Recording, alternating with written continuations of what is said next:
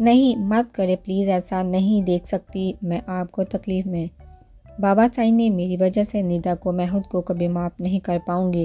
روتے ہوئے وہ اپنی صفائی دے رہی تھی۔ کوئی تعلق نہیں تمہارا ہم سے، نہ مجھ سے اور نہ میری فیملی سے۔ جاؤ نکل جاؤ ہماری زندگیوں سے ہمیشہ ہمیشہ کے لیے۔ میں روز روز نہیں مر سکتا ماہر، کہتے کہتے ابھیان کی آواز اونچی ہوئی۔ ماہر ہچکیوں سے روتی ہوئی ابھیان کو دیکھا۔ مجھ سے دور مت۔ سانسیں اٹکنے کی وجہ سے مزید بول نہ پائی اور لڑکھڑا کر ابھیان کی باہوں میں جھول گئی۔ ابھیان نے کسی قیمتی متاع حیات کی طرف سے سینے سے لگا کر بھیجا اور خود پر کنٹرول کرنے لگا۔ بہت بہت بری ہو تم، نہیں معاف کر سکتا اس بار تمہیں، تو ہر بار ایسے کرو گی؟ نہیں رہ سکتا تمہارے بغیر ضرورت ہو تم۔ ابھیان کی سانسوں کے لیے خود میں سموتے وہ چلا کر بولا اور پھر سے اسے خود سے لگایا۔ سنا تم نے؟ ندا گھبرا چکی تھی، اس کا زخم بھی کافی حد تک ٹھیک ہو چکا تھا۔ گولی بازو کو چھو کر نکلی تھی، بازو کو فی الحال وہ موو نہیں کر سکتی تھی۔ ڈاکٹر نے بیڈ ریسٹ بتایا تھا۔ سبھی ندا کے گھر آنے پر خوش تھے۔ کیا حالات اور واقعات ہوئے سبھی باخبر تھے، لیکن ندا سے فی الحال کسی نے ذکر نہ کیا۔ سب ندا کے پاس موجود ہے، اس کی بیمار پرسی کے لیے۔ مشال تو اس کا سایہ بنی ہوئی تھی۔ نوفل کے نمبر پر کال نے اسے اپنی جانب متوجہ کیا۔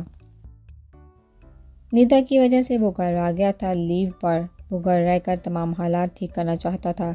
جی، مقابل کی آواز سن کر سلام دعا کے بعد مدعے پر آیا۔ بیٹا میں نے پوچھنا تھا کہ پھر کل آ رہے ہو نا؟ اپنے چچا کی بات سن کر نوفل کے ماتھے پر بال پڑے۔ پیچھے مڑ کر ایک نظر سب کو دیکھا اور پھر نظریں بھٹکی مشال پر جا ٹھہری۔ وہ لڑکی سراپا عشق بن گئی تھی اس کے لیے۔ نہیں، ابھی فی الحال نہیں آ سکتا۔ آپ اگلے جمعے تک سارا انتظام مکمل رکھیں۔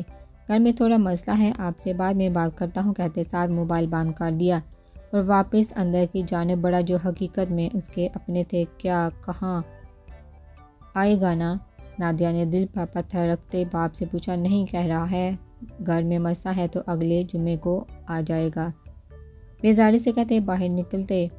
دانت کچکاتی نادیہ وہیں کھڑی رہ گئی۔ چاہے کچھ بھی ہو وہ نوفل سے دستبردار نہیں ہو سکتی تھی۔ 4 دن سے ایک روم میں مریم کو رسیوں سے باندھا ہوا تھا۔ کوئی بھی تو نہیں آیا تھا۔ اب تو اسے لگتا تھا موت ہی آئے گی، اسے تو مر جانا چاہیے تھا، لیکن وہ اب تک زندہ تھی۔ شاید اس کی سزا ابھی تک ختم نہ ہوئی۔ دھیرے سے دروازہ کھلا، اندھیرے کمرے میں روشنی کی کرن نمودار ہوئی۔ مریم نے آنکھیں بند کر کے کھولی۔ سامنے ہی اسکندر کھڑا تھا، وہ شخص جو پہلے دن ہی مریم کے دل میں گھر کر گیا تھا۔ وہ چاہ کر بھی اسے نکال نہ پائی تھی، اور جب مریم نے اسکندر کو ندا کے قریب دیکھا تو اندر تک سلگ گئی۔ کیوں کیا تم نے ایسا؟ دوست ہو کر دشمن کے ساتھ غداری کیوں؟ ٹھنڈے اور سخت لہجے میں کہتا وہ مریم کے دل کو دھڑکا گیا۔ مریم کو اسکندر کے روپ میں موت سامنے نظر آنے لگی۔ بہت تکلیف دی تم نے میری ندا کو۔ اسکندر نے سگریٹ سلگایا۔ مریم تو اس کے الفاظ پر حیران ہوتے اسے دیکھنے لگی۔ وہیں پاس کھڑے رضا نے نفرت کی ایک نظر مریم پر ڈالی۔ اسکندر نے سگریٹ کا کش لیا، دھواں ہوا میں چھوڑا۔ رضا نے بجلی کا کرنٹ مریم کو دیا، وہ تڑپ کے ساتھ ہی رکا۔ وہ جس شرط پر بندھی تھی وہ بجلی کی وائر سے کنیکٹ تھی۔ مریم اندر سے ہل کر رہ گئی۔ اتنی سخت سزا وہ سوچ بھی نہیں سکتی تھی۔ اسکندر اتنا ظالم بھی ہو سکتا تھا؟ جہاں گولی لگی اسے بازو کے کندھے کی طرف اشارہ کیا اور سگریٹ نیچے پھینکا۔ رضا نے بجلی کا ایک اور جھٹکا دیا اور وہ ہوش و حواس کھونے لگی، لیکن اب کی بار چہرے پر مسکراہٹ تھی جو اسکندر کو کھل رہی تھی، جیسے کچھ تھا جو چھپا ہوا تھا۔ تمہاری محبت کا سودا کیا میں نے، لڑکھڑاتے ہوئے لہجے میں وہ دھیمی اسمائل سے بولی۔ تو جاتے؟ اسکندر کے قدم رکے۔ رضا بھی دل پر پتھر رکھے اسے دیکھا، لیکن اس تک پہنچایا بھی تو میں نے۔ مریم نے گلے میں ڈالے اس قلم کی طرف دیکھتی دھیرے سے کہا اور بے ہوش ہو گئی۔ اسکندر اور رضا ایک دوسرے کو ہونکوں کی طرح دیکھنے لگے۔ آج پہلی بار اسکندر کسی کو پہچاننے میں چونکا تھا۔ رضا کو اشارہ کرتا وہ خود باہر نکل گیا۔ رضا نے مریم کو چیئر سے آزاد کیا اور اسے اپنی باہوں میں اٹھایا۔ ایک آنسو گال پر لڑکا اور مریم کو لیے وہ باہر روم کی جانب بڑا خان پلیز میری بات، میں آج کتنے دنوں بعد وہ روم میں آیا تھا۔ ماہر کو گھر لانے کے بعد وہ اب تک ماہر سے مخاطب نہ ہوا تھا، اور رات کو بھی اسٹڈی روم میں سو رہا تھا، بلکہ ماہر کو بات کرنے کا موقع تو دور کی بات آمنا سامنا ہی نہ کرتا تھا۔ ندا کے گھر آنے کے بعد وہ کافی وقت ندا کے پاس گزار کر آئی۔ دونوں کی اچھی خاصی دوستی ہو گئی تھی۔ ماہر نے اس کا بہت خیال رکھا۔ ابھی وہ روم میں داخل ہوئی تو ابھیان روم سے باہر نکل رہا تھا۔ ماہر نے جھٹ سے رکا۔ ابھیان نے اس کا بازو غصے سے جھٹکا اور باہر نکلنے لگا۔ وہ پھر سامنے آ گئی۔ آنکھیں پھر سے نین کٹورے بننے لگی۔ پلیز ایسے مت کرے، منت بڑے لہجے میں کہا۔ آج تمہارے بابا سائیں سے مل رہا ہوں، ڈیل کرنے جا رہا ہوں ان سے۔ تم آزاد ہو جاؤ گی بہت جلد یہاں سے۔ ابھیان نے ماہر کا ہاتھ جھٹکتے غصے ضبط کرتے باہر کی طرف قدم بڑھائے۔ ماہر حیران اور پریشان روتی نظروں سے اسے پیچھے دیکھتی رہی۔ یہ شخص مجھے بابا سائیں کے حوالے، خود سے بولتی وہ وہیں زمین پر بیٹھ گئی، آنسو ضبط کے باوجود بھی نہ روک پائی۔ ٹھیک ہے، اگر یہ مجھے اپنے ہاتھوں سے بابا سائیں کو سونپنا چاہتے ہیں تو میں اب پیچھے نہیں ہٹوں گی۔ اگر یہ مجھے اپنے ہاتھوں سے بابا سائیں کو سونپنا چاہتے ہیں تو میں اب پیچھے نہیں ہٹوں گی اور نہ ہی بھاگوں گی۔ نواب ابھیان پرویز خان، اب تک آپ میرا ضبط آزماتے رہے ہیں، اب میں آپ کا ضبط آزماؤں گی۔ دیکھوں گی کیسے آپ مجھے خود اپنے ہاتھوں سے اس باپ نما درندے کے حوالے کرتے ہیں۔ آنسو صاف کرتی وہ اٹھی اور وارڈروب سے کپڑے لے کر باتھ روم میں گھسی۔ ابھیان ماہر سے سب کہنے کے بعد گاڑی لیے آفتاب علی شاہ سے ملاقات کے لیے جا رہا تھا۔ وہ تمام سچائی ماہر سے جڑی پرویز خان ابھیان کو بتا چکے تھے۔ اس کے بعد تو آفتاب علی شاہ سے ملنا اور بھی ضروری ہو گیا تھا۔ اب گیم ابھیان کے ہاتھ میں تھی اور جیت اسی کی تھی۔ آفتاب علی شاہ حرامہ سیڑھیاں اترتے نیچے آیا۔ سامنے صوفے پر ٹانگ جمائے ابھیان پرویز خان پر براجمان تھا۔ آئیے آئیے، نواب صاحب آئے ہیں، میری بیٹی کو بھی ساتھ لائے ہوں گے۔ آتے ہی طنزیہ الفاظ سے ابھیان کا استقبال کیا۔ کون سی بیٹی؟ ابھیان نے پوچھا، جبکہ بیٹھنے کی پوزیشن میں ذرا فرق نہ آیا۔ میری بیٹی ماہر، جو تمہارے قبضے میں ہے۔ اب کی بار غصے کی آمیزش تھی۔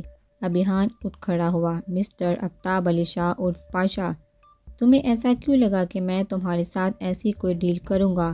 بڑے پرسکون انداز میں کہتا وہ آفتاب علی شاہ کو بے سکون کر گیا۔ کیا مطلب؟ ہماری فون پر یہی بات ہوئی تھی۔ آفتاب علی شاہ نے غصہ ضبط کرتے تحمل سے کہا، بالکل نہیں پاشا، بہتر ہوگا تم خود کو بچاؤ، کیونکہ بہت جلد پھانسی کا پھندا تمہارے گلے تک پہنچنے والا ہے، اور بیٹی کو تو تم بھول ہی جاؤ، کیونکہ ہم اپنی بکواس بند کرو ورنہ۔ وہ بولتے کہ ابھیان نے آگے بڑھ کر ان کے کالر ٹھیک کرتے طنزیہ کہا، ارے نہ آفتاب علی شاہ غرایا، نہ مجھے دھمکی دینے کی غلطی بھول کر بھی نہ کرنا۔ میرے بارے میں تم کچھ بھی نہیں جانتے، لیکن تمہارے بارے میں سب جانتا ہوں۔ تمہارے اگلے پچھلے سارے گناہوں کی فہرست ہے میرے پاس، اور اپنی بیوی کے ساتھ جو تم نے سلوک کیا اس کی ڈیٹیل بھی دو یا اگلی ملاقات کے لیے سنبھال رکھوں۔ ابھیان کی اس بات پر آفتاب علی شاہ کا ایک رنگ آیا ایک گیا۔ ابھیان کے چہرے پر انتہا درجے کی سنجیدگی تھی۔ لڑکے زبان سنبھال کر بات کرو، اس وقت یہ مت بھولو تم شاہ حویلی میں کھڑے شاہ جی کو دھمکی دے رہی ہو۔ فرقان شاہ آفتاب علی شاہ کا چھوٹا بھائی ابھیان کی آخری بات سن چکا تھا اور بیچ میں آگا، آئیے آئیے جناب، آپ کی کمی تھی، آپ بھی تو ان کے جرم میں برابر کے شریک دار ہیں، تو آپ سزا سے کیسے بچ سکتے ہیں؟ اب کی بار روح فرمان شاہ کی طرف گیا، اور اگر تم یہاں سے زندہ واپس ہی نہ جاؤ تو؟ فرقان شاہ زیادہ چالاک تھا، اسی لیے دو بدو جواب دیا۔ ابھیان لاپرواہ انداز میں ہنسا، تم لوگ خود مجھے بحفاظت یہاں سے جانے دو گے، کیونکہ ٹھیک 1 گھنٹے تک اگر میں واپس نہ پہنچا تو آفتاب علی شاہ کا کالا چٹھا ثبوت سمیت پولیس تک پہنچ جائے گا۔ پولیس تو ویسے بھی تمہارے پیچھے ہی، اب سب الرٹ ہو جائیں گے، اس کے بعد تم لوگوں کے ساتھ کیا ہوگا سوچو۔ ابھیان پرسکون انداز میں بولا تو آفتاب علی شاہ اور فرقان علی شاہ نے آنکھوں ہی آنکھوں میں بات کی۔ دیکھو، ہم کسی طرح کی بدمزگی نہیں چاہتے، تم سیدھی طرح صاف صاف بتا دو کیا چاہتے ہو۔ آفتاب علی شاہ نے مصلحتاً کی راہ نکالنی چاہی۔ اب آئے ہو نا لائن پہ۔ ابھیان خوش ہوا۔ اب غور سے سنو، جو جرم تم لوگوں نے کیے ہیں اس کا اعتراف کرو اور خود کو قانون کے حوالے کرو، ورنہ میں ایسے دردناک موت دوں گا کہ تم لوگ کی روح بھی کانپ اٹھے گی۔ سخت کرخت لہجے میں کہا، تمہارا دماغ خراب ہو گیا ہے، ہم ایسا بھلا کیوں کریں گے؟ فرقان علی شاہ بھڑک اٹھا۔ آسان موت کے لیے سمپل۔ ابھیان دو بدو ہوا۔ دیکھو لڑکے، ہماری تمہارے ساتھ کوئی دشمنی نہیں، تم ہماری بیٹی حوالے کر دو ہمارے اور اپنی راہ لو، یہی تمہارے خاندان کے لیے بہتر ہوگا۔ آفتاب علی شاہ عرف پاشا اپنے اصل روپ میں آنے لگا۔ تمہاری بیٹی تمہارے حوالے کروں تاکہ تم اسے خون بہا کے آگے دے سکو۔ سخت غصیلے لہجے میں کہا، یہ ہمارا آپس کا معاملہ ہے، تم اس میں نہ پڑو۔ فرقان علی شاہ بھی بیچ میں کودا، تم تو بولو گے اپنے قاتل بیٹے کو جو بچانا چاہتے ہو۔ ابھیان نے اب کی بار فرقان شاہ کو آڑے ہاتھوں لیا تو وہ سڑپٹا گیا اور آفتاب علی شاہ کو دیکھنے لگا۔ نہ ہی ہم خود کو قانون کے حوالے کر رہے ہیں اور نہ ہی اپنی بیٹی سے دستبردار ہوں گے۔ تم نے دشمنی کا آغاز کیا ہے تو ٹھیک ہے، جاؤ اور جو کرنا ہے کر لو۔ آفتاب علی شاہ اگر آیا تو ابھیان نے نفی میں سر ہلایا۔ ٹھیک ہے، اب اگلی ملاقات خوشگوار نہیں ہونے والی۔ بیٹی تو میں اپنی حاصل کر ہی لوں گا، لیکن ابھیان جاتے جاتے موڑا۔ غصہ اب سر پر چڑھنے لگا۔ کون سی بیٹی؟ ٹھہرے لہجے میں پوچھتے وہ روبرو ہوا۔ اب تمہاری بیٹی نہیں، اب بیوی ہے میری۔ ابھیان نے سرد و سپاٹا انداز میں کہا۔ تمہاری بیوی؟ جھوٹ۔ آفتاب علی شاہ سخت پریشان ہوا۔ ایسا نہیں ہو سکتا، وہ تو خون بہا جائے گی، پنچایت کا فیصلہ ہے یہ، کورٹ تیرا تیر پھینکا، میری بیوی ہے وہ۔ ابھیان کی شریک حیات میری زندگی میرے ساتھ رہے گی، میری بن کے رہے گی، کوئی مائی کا لائے کرے جدا ہمیں، اپنی پنچایت بھی میں خود ہوں اور فیصلہ بھی میرا ہوگا، سمجھے تم؟ وہ غصے کی آخری حد پر تھا، ضبط کرتے کہا۔ اور رہی بات اس ملک کی، اس کی بیٹی کے قاتل کو اس کے حوالے کر دیا تو کون سا خون بہا؟ اور وہ جب یہاں سے نکلی تو تمہاری بیٹی تھی، اب وہ ابھیان پرویز خان کے گھر ہے، اس کی بیوی کی حیثیت سے اسے حاصل کرنا تو دور کی بات، ہاتھ لگا کے دیکھنا، درد سے الگ نہ کر دیا تو خان کا بیٹا نہیں۔ ابھیان کی سخت غصے سے کہے گئے الفاظ آفتاب علی شاہ کو ساکن کر گئے۔ سنا تم نے؟ فرقان شاہ۔ ابھیان نے مذاق اڑایا۔ فرقان شاہ کے پیروں سے زمین کھسکی، جس نے اپنے بیٹے ابرار کو انڈر گراؤنڈ کیا ہوا تھا، اور جس طرح ابھیان بول رہا تھا اس سے یہی لگتا تھا وہ اس کی لوکیشن بھی جانتا تھا۔ اپنے آپ کو بچاؤ، میری بیوی اور میری فیملی سے جتنا دور رہو گے فائدے میں رہو گے، ورنہ اگر کسی کو ایک خروش بھی آئے تو شک سیدھا تم پر جائے گا۔ سسر جی، اس لیے بی کیئرفل۔ وارننگ دیکھتا ابھیان ان کی بولتی بند کروا چکا تھا۔ بھائی صاحب، یہ تو بہت برا ہو گیا، مجھے تو ابھی سے پھانسی کا پھندا گلے میں لٹکتا ہوا محسوس ہو رہا ہے۔ فرقان شاہ نے تھوک نکلی۔ آفتاب علی شاہ گہری سوچ میں تھا۔ وہ خود کو بچانے کے لیے اپنی اولاد کی قربانی دے سکتا تھا تو بھائی اور بھائی کا بیٹا اس کے لیے کیا معنی رکھتے تھے؟ شیطانی دماغ چالے سوچ رہا تھا۔ جی بڑے بابا، آپ نے بلایا؟ نوفل کو پرویز خان نے اپنے اسٹڈی روم میں بلایا۔ اس سے پہلے کہ شاویز خان نوفل سے کچھ کہتے، انہوں نے خود نوفل سے بات کرنے کا فیصلہ کیا۔ ہاتھ میں پکڑی بک سائیڈ ٹیبل پر رکھتے انہوں نے نوفل کو بیٹھنے کا اشارہ کیا اور خود بھی قریب چرپا بیٹھ گئے۔ بیٹا، مجھے آپ سے کچھ ضروری بات کرنی ہے۔ آپ کے اور مشال کے رشتے کے بارے میں انہوں نے تمہید باندھی۔ میں کچھ سمجھا نہیں بڑے بابا، پلیز آپ کھل کر بات کریں، نوفل نے ناسمجھی سے کہا تو پرویز صاحب نے اسے شاویز کے ارادوں کے متعلق مکمل آگاہی دے دی۔ نوفل شاکڈ رہ گیا۔ اسے یقین نہ آیا کہ اس کے بابا جو اس کے آئیڈیل تھے وہ ایسا کچھ کریں گے۔ نوفل بیٹا، میں رشتوں میں زبردستی کا قائل نہیں، آنے والے وقت میں میری بیٹی کے لیے مسائل صرف اسی صورت کھڑے ہوں کہ ابھیان نے حور یعنی تمہاری بہن کو ٹھکرایا، اس لیے بہتر ہے یہ رشتہ بڑے بابا۔ نوفل تڑپ ہی تو گیا۔ لیکن جس کرب سے یہ الفاظ پرویز صاحب نے کہے یہ وہی جانتے تھے۔ یا خدا، کیا ہو گیا ہے آپ کو؟ کیا اتنا ہی بھروسہ تھا مجھ پر؟ ٹھہرے اور نرم لہجے میں کہتے، اس کا نام لہجہ پرویز صاحب بھی محسوس کر گئے۔ نوفل ان کے قدموں میں بیٹھ کے ان کے گھٹنوں پہ رکھے ہاتھوں پر اپنے مضبوط ہاتھ رکھے۔ یہ وہ مان تھا جو نوفل نے پرویز صاحب کو بخشا۔ بند آنکھیں دھیرے سے مسکرائی، بڑے بابا، مجھے آج ابھی اور اسی وقت آپ کی بیٹی میری منکوہا کی رخصتی چاہیے، نوفل مضبوط لہجے میں کہتا۔ پرویز صاحب کو چونکا گیا، اندر آتے ابھیان کے قدم بھی وہی تھمے۔ بیٹا ابھی حیریت سے پوچھا۔ بڑے بابا، آپ کی باتوں سے مجھے بہت تکلیف ہوئی ہے۔